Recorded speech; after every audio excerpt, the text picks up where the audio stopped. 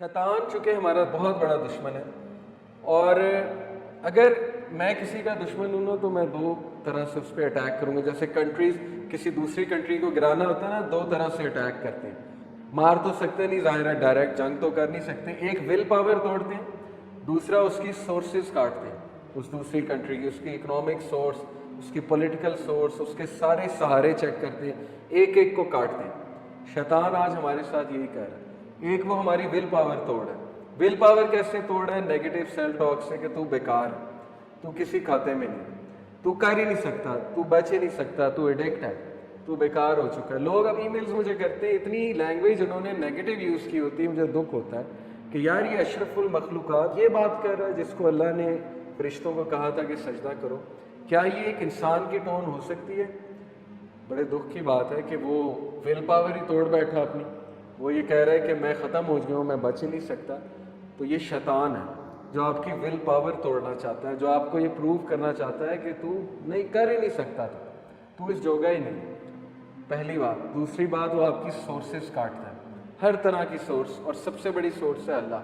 वो आपको अल्लाह से दूर करता है आहिस्ता आहिस्ता। पहले नमाजें छुड़वा के, फिर ये कि नमाजों के हवाले से दिल में एक तंगी सी बना के कि यार नमाज क्यों मैं पढ़ूँ, सुस्ती सी होती है नमाज पढ़ने के हवाले से, उठा नहीं जाता, नमाज पढ़ी नहीं जाती। फिर अल्लाह से जो एक आधी दुआ आप कर रहे थे हफ्ते में वो भी जाती, अल्लाह से ताल्लुक़ ही कोई नहीं। फिर जो कभी सोते हुए कभी अल्लाह से बात कर लेते थे वो भी जाता है।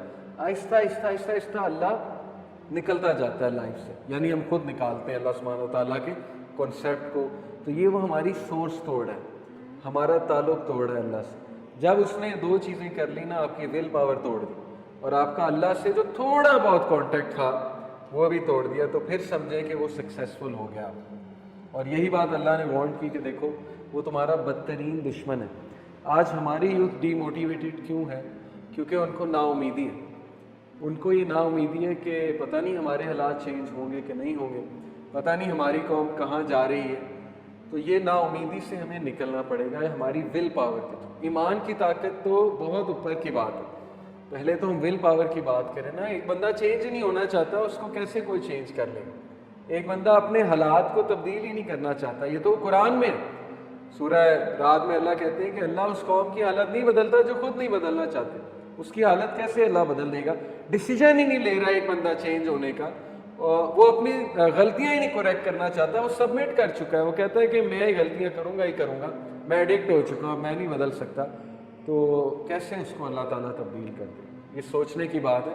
अपनी विल पावर पे काम करें, अपने आप से पॉजिटिव सेल्फ टॉक किया करें, अपने आप को थपकी दिया करें।